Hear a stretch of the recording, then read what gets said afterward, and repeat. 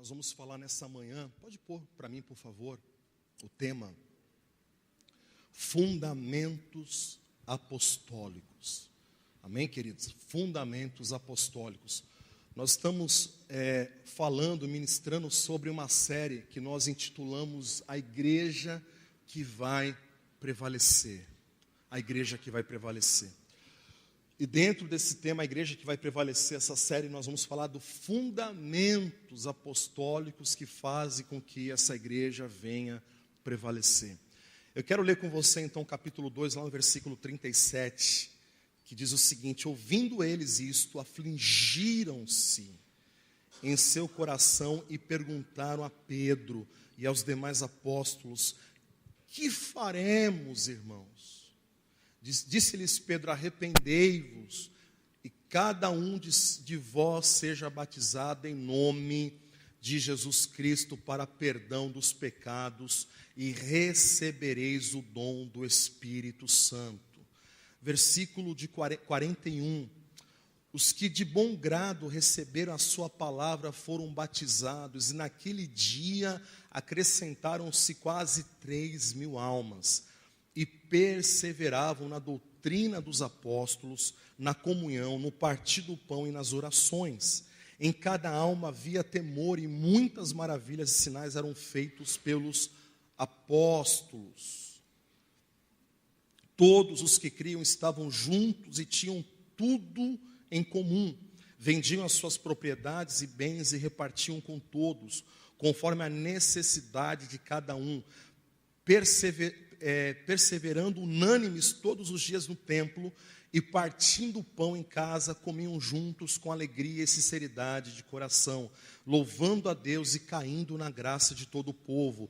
E todos os dias acrescentava o Senhor à igreja aqueles que iam sendo salvos. Amém, queridos?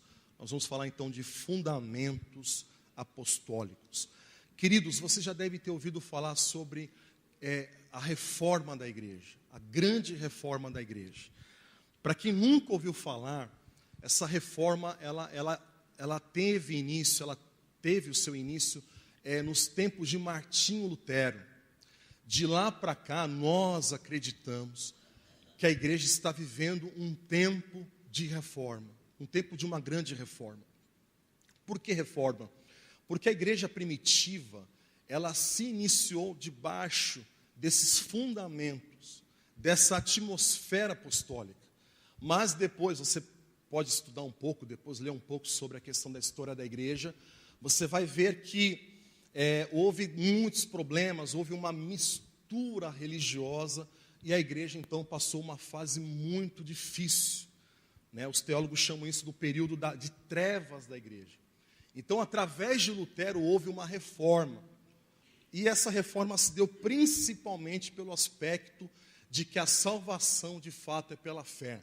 Porque se falava que a salvação dependia de dinheiro, dependia pagar para a alma do falecido ir para o céu e sair do purgatório. Mas quando veio a reforma, veio o estalo, o Espírito Santo, ele deu um estalo na mente de um homem chamado Martinho Lutero.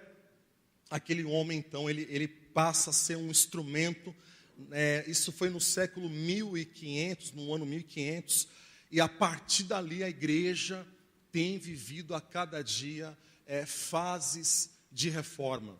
Eu particularmente, eu acredito que a igreja hoje ela está vivendo o seu melhor tempo, o melhor momento. Principalmente na palavra, principalmente também na área do louvor, da adoração. Irmão, não tenho nada contra aqueles louvor, de fogo e tal, mas quando eu me converti, irmão, só tinha Cassiane, Então, era Cassiane a moda, Lembra, Ricardo? Então, era Cassiane, Então, olha, nem lembro mais a música, mas eu cantei demais Cassiane. A Cassiane, ela era a música do meu TSD. Imagina, irmão, o fogo que era o meu TSD. Mas a igreja está vivendo um tempo de reforma e começou com Lutero. Por exemplo, hoje, nós praticamos e vivemos a nossa igreja local o quê? O MDA. O que é o MDA, irmãos? o MDA é... Não, o MDA é um modelo, é um estilo de ser igreja. Mas o que significa a palavra MDA? Modelo, discipulado, apostólico. Nós vivemos uma ferramenta chamada modelo de discipulado apostólico. Ou seja, o MDA, né, pela vida do pastor Eibe, e a nossa liderança tem sido influência para o Brasil e para o mundo inteiro, o MDA, do que? De uma ferramenta de restaurar os fundamentos apostólicos. Um deles, qual que é? O discipulado. Eu mesmo, quando eu era de uma outra igreja, mais tradicional, igreja de programa, por exemplo, eu falava, que discipulado? É ruim que eu quero discipulado. Discipulado é manipulação, discipulado é controlar. Discipulado, quem é a pessoa lá para dizer o que eu vou fazer? Mas sabe por quê, irmão? Eu falava assim, porque eu conhecia pessoas que viviam um pseudo-discipulado, e eu peguei aquilo como referência.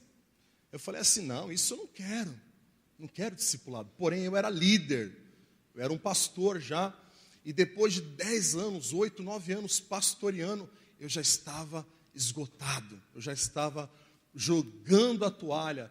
Por quê? Porque eu não tinha ninguém para me discipular, não tinha ninguém para cuidar de mim, não tinha ninguém para me ajudar. Eu liderava pessoas, mas ninguém, né, eu pastoreava pessoas, mas ninguém pastoreava a minha vida. Até que um dia eu ouvi lá o pastor Eibe, em 2008, né, eu lembro que o YouTube ainda era pequeno, o YouTube era uma novidade, 2007 para 2008. E aí eu ouvi uma pregação do pastor Eibe, falando do cuidado 1 a 1. Meu irmão, aquilo me impactou, mudou a minha vida.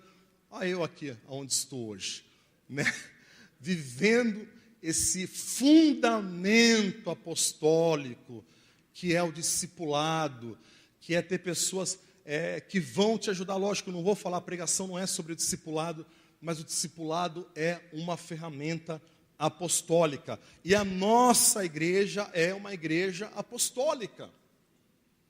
Se você for ver o fundador da Igreja da Paz é o pastor Lucas, mas o pai dele, que era o apóstolo Melvin, ele saiu dos Estados Unidos, lá na década de 50, quando não tinha nem avião à base de turbina ainda, era avião à base de hélice, né? Saiu dos Estados Unidos com um avião à base de hélice, que, irmão, deve ser terrível. Se o de turbina já sacode, balança, dá a impressão que tu vai ficar ali para a glória. Imagina um avião de hélice, porque a resistência do ar é muito mais forte.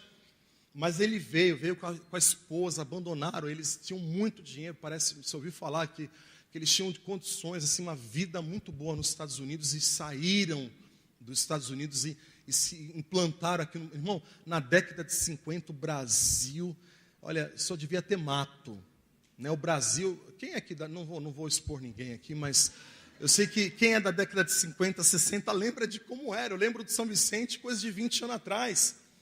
Você ia só até o INSS ali, lembra, Celinha? Né? Dali em diante era rua de terra. Era tudo mato aqui para baixo. Né? Então, naquele tempo, o Brasil ainda estava muito longe de ser o Brasil que é hoje. Mas aqueles homens saíram de lá, fundaram igrejas, fundaram muitas igrejas. Então, a nossa igreja, ela tem um DNA apostólico. E qual é a marca da igreja apostólica? Querido, eu queria que você lesse comigo rapidinho Atos 4. Vira uma página da sua Bíblia para frente, talvez 2 no máximo. Lá no versículo de número 29. Atos 4, versículo 29. Olha aqui a marca de uma igreja apostólica. Fala aqui, ó. Agora, ó Senhor, olha para as ameaças e permite aos teus servos que falem com toda a coragem a tua palavra, enquanto estendes a tua mão para curar, e para que se façam sinais e maravilhas pelo teu nome santo de Jesus, pelo nome santo de Jesus. Tendo eles orado, moveu-se o lugar em que estavam reunidos, e todos foram cheios do Espírito Santo e anunciavam corajosamente a palavra de Deus. Querido, a principal marca da igreja apostólica é uma igreja que nada pode parar essa igreja. Nada pode parar essa igreja. Quando se levantaram aqui ameaças, intimidações, problemas, lutas, porque o contexto da igreja de Atos era um contexto muito difícil, porque não era só uma mudança de religião, era uma mudança cultural. Imagine, irmãos, o judeu, que era monoteísta, que acreditava apenas um Deus, agora eles precisavam acreditar que há 3 deuses, que é um só. Imagina o choque, né? E esse é o grande problema, às vezes, das pessoas, elas travam aqui, travam aqui. Por isso que Paulo fala que o evangelho é a loucura, de Deus, é a loucura de Deus, mas é poder para aquele que crê. Então foi uma mudança, não só religiosa, mas também uma mudança cultural, foi uma mudança de mentalidade, e aquela igreja passa a ser perseguida duramente. A gente vê hoje pessoas falando, reclamando, mas, irmãos, nada se compara com os problemas que a igreja de Atos enfrentou. A igreja, depois do 1º, 2º século, enfrentou mais problemas ainda, ao ponto de muitos cristãos serem jogados aonde? No fogo, na fogueira. Muitos cristãos serem colocados lá como espetáculo. Paulo fala assim, eu sou o espetáculo do mundo. O mundo me olha, o meu sofrimento, e aplaude, porque eu estou sofrendo, eu sou espetáculo, tenho sido feito espetáculo do mundo.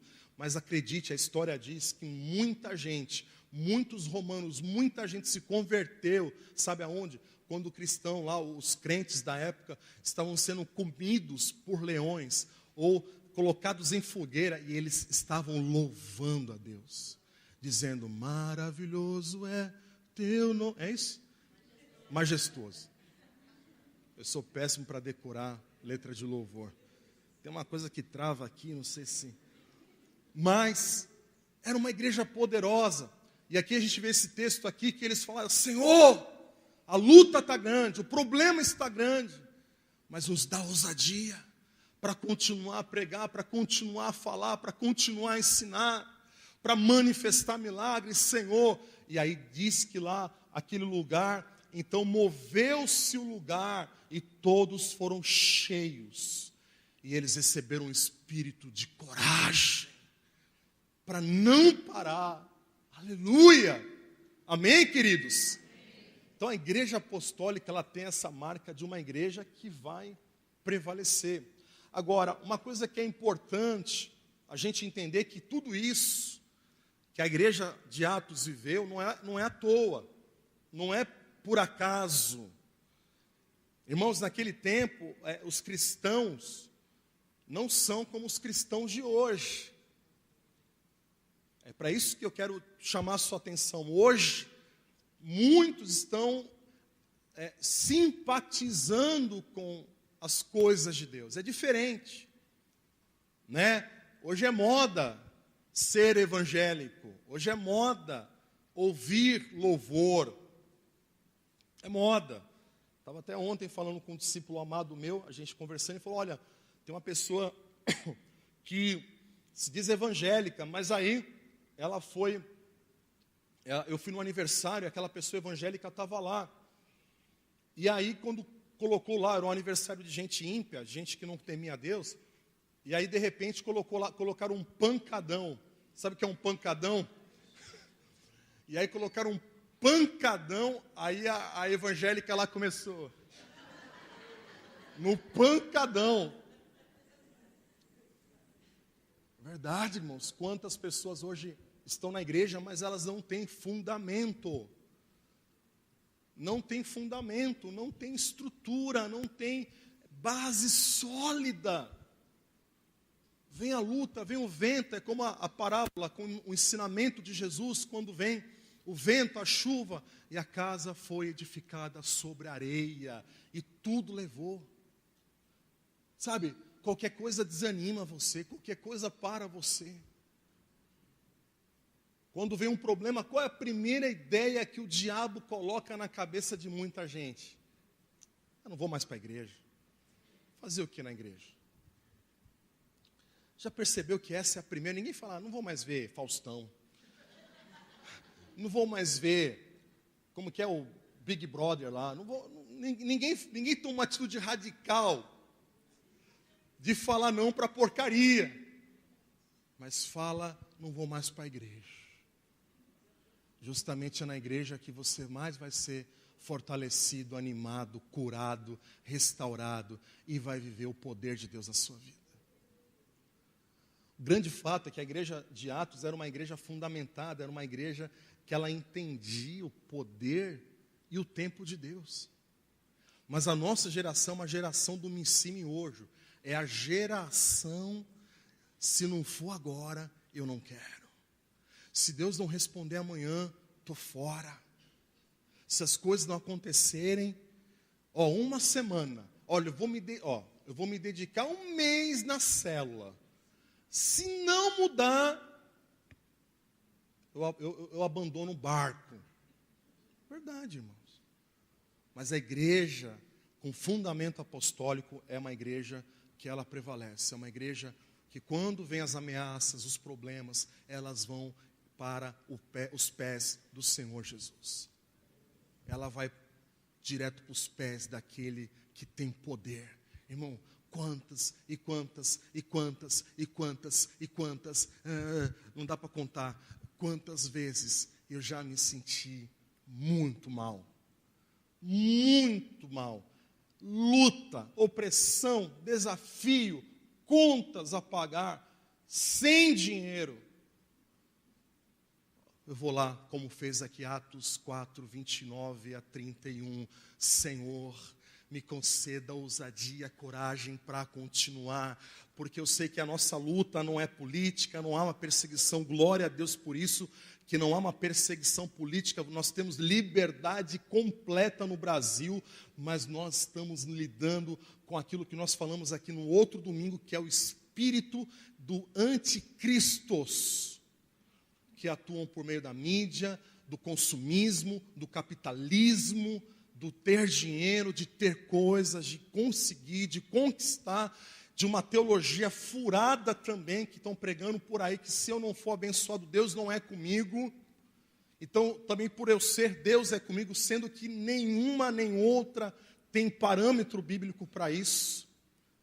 E a gente tem vivido hoje uma igreja flutuante. Aí fora, porque aqui dentro só tem uma igreja firmada no poder de Deus. Amém, queridos? Glória a Deus. Muito bem.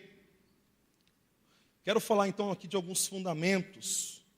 Lá no texto que nós lemos, capítulo 2, versículo 37.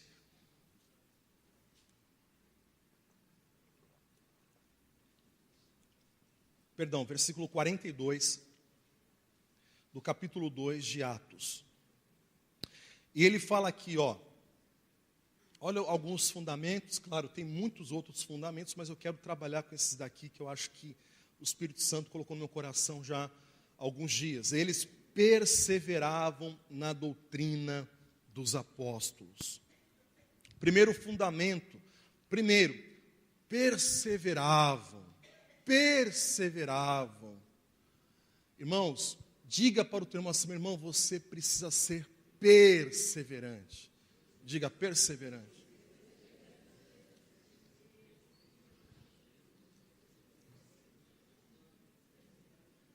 Perseverança não é um fundamento. Isso não é fundamento, mas perseverança, acima de tudo, é uma virtude. É uma qualidade que nós temos que buscar. Nós temos que buscar ser perseverantes. Paulo escreve à igreja de Roma, capítulo 12, lá você pode ver, perseverai na oração. A palavra perseverança, ela faz parte da vida cristã. Tiago fala que a perseverança, ela vai terminar a obra. Interessante, né? Ele podia falar assim, Deus vai terminar a obra. Não, ele diz, a perseverança vai terminar a obra. Por que vai terminar? Porque a obra já foi feita em Jesus. Amém? A sua liberdade de pecado, a sua vida restaurada, a sua família restaurada, isso já foi pago, já foi feito. Você sabe que as conquistas de Josué, no livro de Josué, aquilo é uma tipologia espiritual daquilo que nós devemos viver hoje. Havia muitos reinos a serem conquistados, mas Deus falava: eu já dei esse reino para vocês. A terra que vocês estão fincando, pisando a planta dos seus pés, já é sua. Mas vocês têm que perseverar. A perseverança, ela vai terminar a obra. Nós não podemos ir na lábia do diabo, na lábia do mundo, nós não temos que ir na lábia dos outros, nós temos que perseverar. Aonde? Na doutrina. O que é doutrina? A doutrina é um conjunto de ensinamentos. E aquela igreja de Atos era uma igreja que, quando ela ouvia a palavra de Deus, ela perseverava naquele ensino.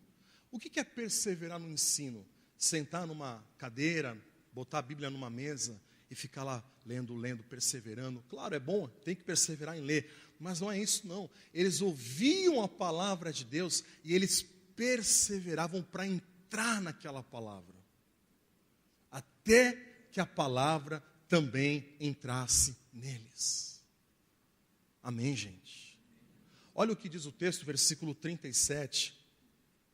Eu amo demais esse texto. Irmãos, eu amo esse texto aqui há muito tempo. Ele fala aqui, olha, Pedro acabou de pregar um sermão duro, uma palavra dura, para aqueles homens ali ao ar livre. E aqui versículo 37, ouvindo eles a palavra, isto, afligiram-se em seu coração e perguntaram a Pedro e aos demais apóstolos: que faremos, irmãos? Olha isso, irmãos.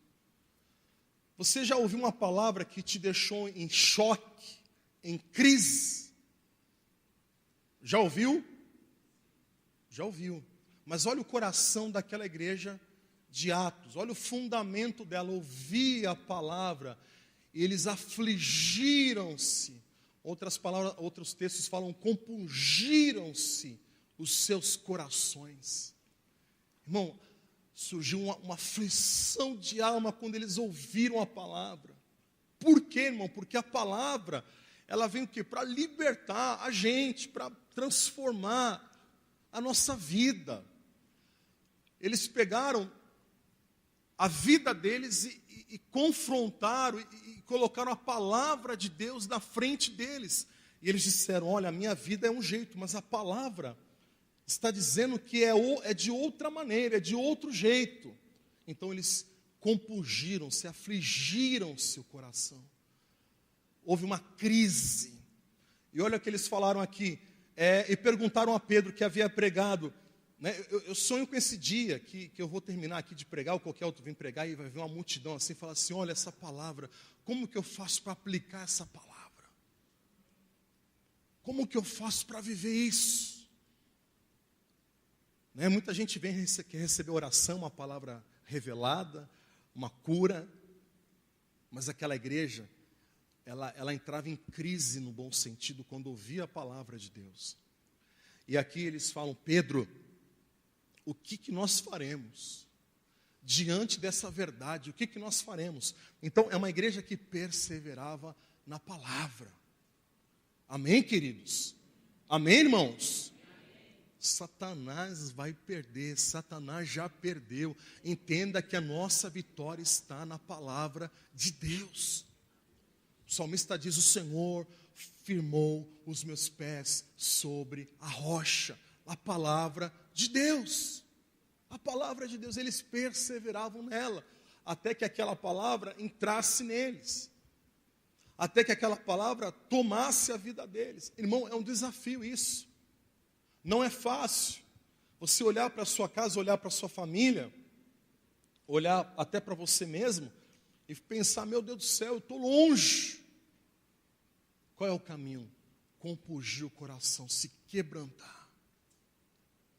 O salmista diz, Davi fala que sacrifício e oferta não quiseste, mas o meu coração quebrantaste, e o coração quebrantado o Senhor não despreza. Mas quem é que se quebranta hoje diante da palavra de Deus? Ai, que palavra top! Ai, que top! Ai, tá. Meu irmão, é top. O que isso tem mudado na nossa vida? Qual é o fundamento que nós estamos tendo? Na verdade, nós temos que ler essa palavra de joelhos. E não é fisicamente não, mas espiritualmente de joelhos, rendidos a essa palavra. Até que essa palavra se torne verdade em nós.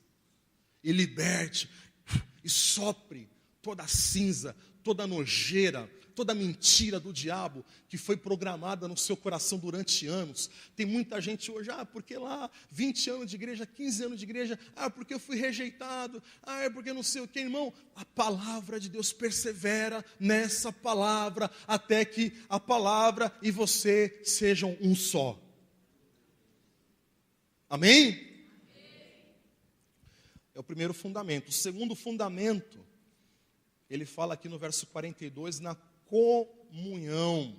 comunhão, que aqui quer dizer koinonia, expressar companheirismo, comunicação, compartilhar, ter em comum, relacionamento, participação, cooperação para com Deus e o próximo. Havia koinonia, havia comunhão. Queridos, a restauração da igreja hoje nos padrões apostólicos, ela se deve principalmente numa igreja de relacionamentos. Hoje, infelizmente, as igrejas, quase que geral, as pessoas não querem relacionamento. Elas não querem se envolver. Podem estar feridas, machucadas, claro, isso é um outro problema, mas a grande maioria hoje tem adotado para si um espírito de individualismo, sabe, de isolamento. E é justamente aqui aonde Satanás mais tem atacado, é quando as pessoas se isolam, não querem se relacionar. Eu pedi para separar um videozinho, uma animação, muitos aqui já conhecem esse vídeo, mas só para você, pode apagar, querido, só para você dar uma olhada.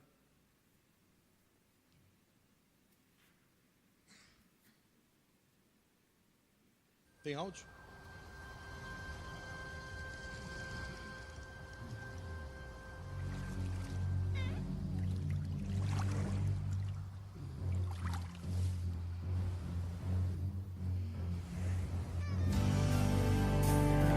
Temos que ser como o Pai em Cristo é.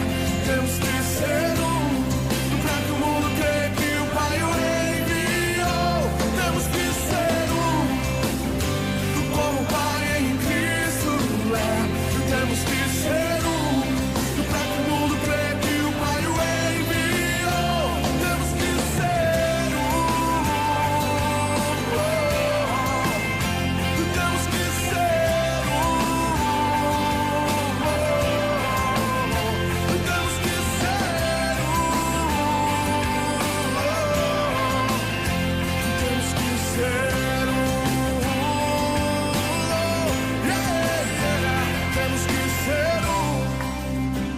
como o Pai em Cristo é. Temos que ser para que o mundo creia que o Pai Dos fundamentos mais importantes que nós temos é o relacionamento, é a unidade da igreja.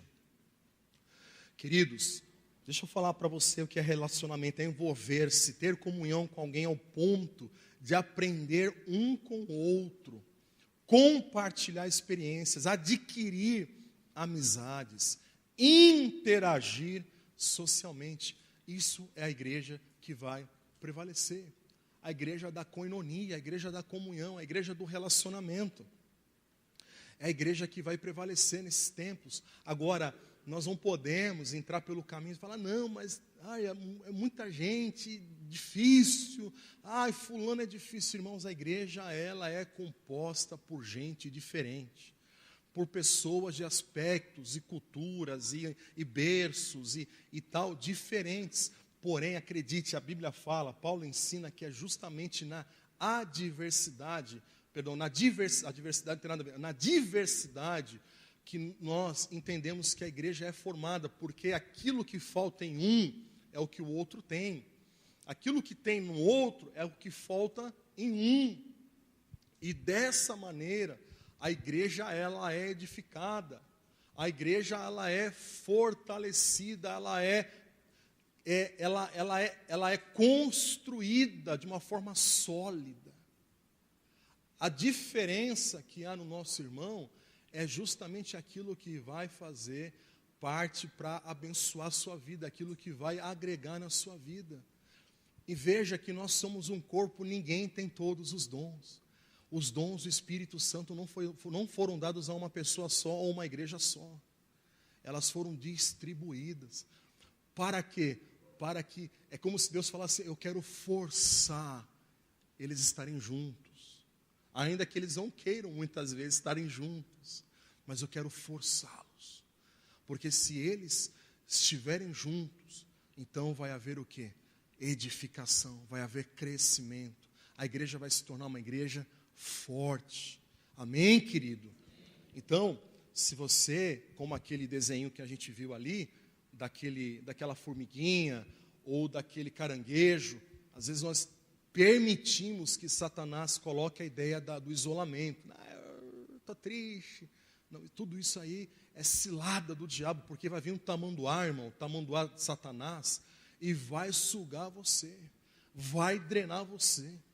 Vai vir lá aquela gaivota do inferno lá e vai arrancar a sua cabeça.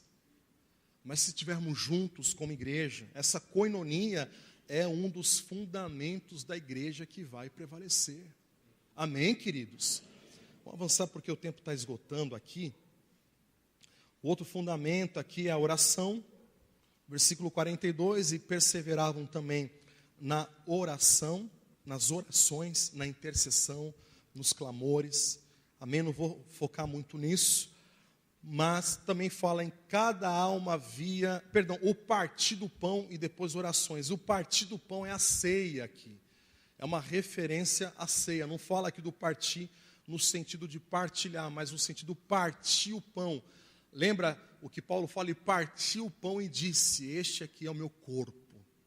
Então esse partir do pão é a ceia, que nós vamos participar daqui a pouco como igreja.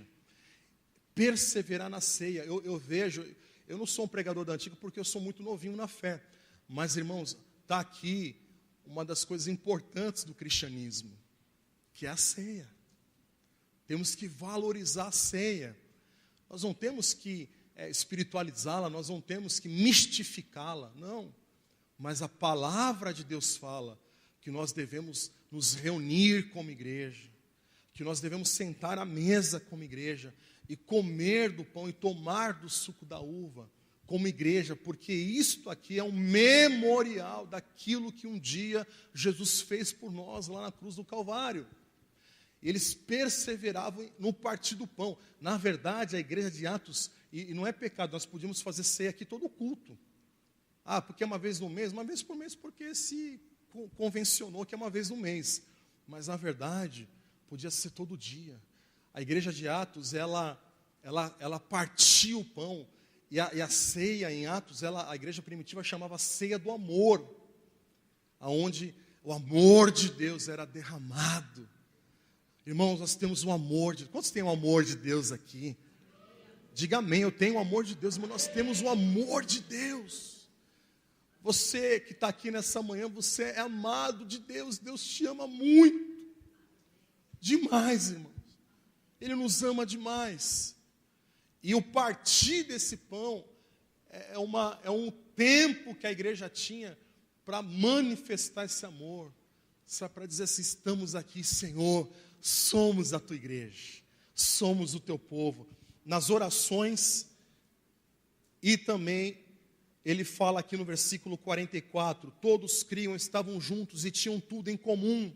Vendiam suas propriedades e bens e repartiam com todos conforme a necessidade de cada um. ou seja, o espírito da mesquinhez caiu por terra. Quando há amor, a mesquinhez, a avareza, ela cai por terra, ela cai por terra. Porque, irmãos, quando a gente recebe tanto amor, quando nós somos alvo de tão grande, maior promessa, o que é um carro, o que é dinheiro, o que é uma propriedade? Nada, porque a igreja primitiva, ela tinha uma consciência de que a pátria, de que lá no céu haveria e há mansões celestiais.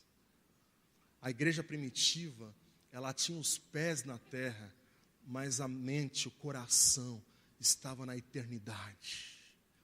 Aqueles homens não partiam, não repartiam, porque eles eram bonzinhos. Lógico, a maioria ali tinha muito amor de Deus, mas a grande verdade é que eles olhavam para a eternidade. E eles falavam, poxa, o que eu vou fazer com isso aqui? Daqui a pouco eu vou para a eternidade, eu vou para a glória.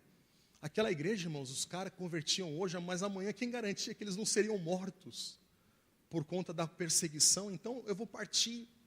Mas era uma igreja impactada, porque entendia que eles juntavam tesouros no céu e não na terra. Amém, irmãos? Versículo 46, eu vou avançar porque meu tempo já acabou. E eu quero terminar aqui, olha, versículo 46. Perseverando unânimes todos os dias aonde? No templo, no templo. Eu queria que você abrisse comigo rapidinho Hebreus capítulo 10, versículo 24. Eu queria chamar aqui lá o menino já está vindo. Hebreus capítulo 10, versículo 24. Se eu achar Hebreus aqui, né, irmãos? Achei. Esse negócio de Bíblia eletrônica deixa a gente meio mobral. Aqui, capítulo 10 de Hebreus, versículo 24. Fala aqui, consideremo-nos uns aos outros,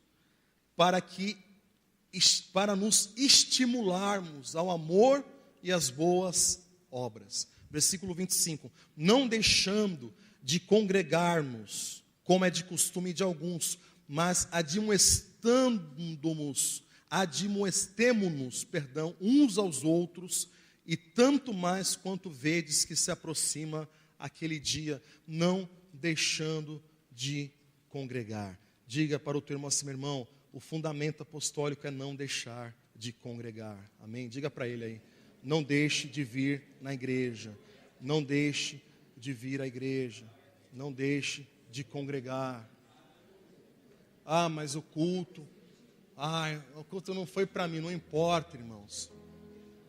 Tem o tal do crente pá, né? Sabe o crente pá? A palavra nunca é com ele. A palavra é com os outros. E ele está sentado na cadeira e o pastor pregando, ele fala assim, se fulano tivesse aqui, essa palavra ia servir certinho para o fulano. Aí ele pega a palavra e joga lá para o fulano, lá atrás. Essa palavra é lá com o marreta, ó o marreta lá, pega lá a marreta. Mas, irmãos, não tem culto bom, não tem culto ruim. O que tem é o seu culto ao Senhor. Amém? O que tem é o seu culto ao Senhor. Os irmãos aqui, tanto o louvor como eu, nós nos esforçamos no Espírito Santo, na graça de Deus, para poder trazer algo para a tua vida. Mas é o teu culto ao Senhor. Amém, queridos? Amém, queridos? Porque hoje há uma onda aí, para que igreja? Para que culto? Não, para que culto, irmão? Está na Bíblia, ao fundamento, perseverando unânimes todos os dias no templo, ouvindo, Tadel, culto, perseverando. E olha que não é nem todo dia, aqui é 2 vezes na semana. Bom, né, irmãos? Levinho. E fala aqui, partindo o pão aonde? Em casa. Aonde que a gente parte o pão em casa? Nas células lá. Perseveravam aonde também? Nas células. Aí você pode chamar de pequeno grupo, pode chamar da igreja, você pode pôr o nome que você quiser. Mas a verdade é que a igreja perseverava no salão, no prédio, mas também perseverava em casa, no partir do pão, na comunhão. Olha que texto lindo aqui, ele fala, comiam juntos. Irmãos, tem um lugar que é o momento mais animado da célula, qual que é? É o momento de comer. né? Dependendo da palavra da célula, a célula fica meio... Essa palavra aí foi difícil, aquele silêncio. Mas depois que o irmão fala, irmão, vamos para a comunhão? O sorriso já aparece. Sorriso, alegria, né, Celinha? Toma conta. Até porque você sabe que a fome faz a gente ficar de mau humor pra caramba, né? Então tem muita gente que vai direto do trabalho com uma fome, nervoso. Mas aí depois vem aquela torta padrão de frango, que ela é padrão, toda célula tem que ter torta de frango, aquela lá da, como que é? Da massa podre, lá daquele lugar do centro de São Vicente. Tem que ter também aquele bolinho de padaria, top.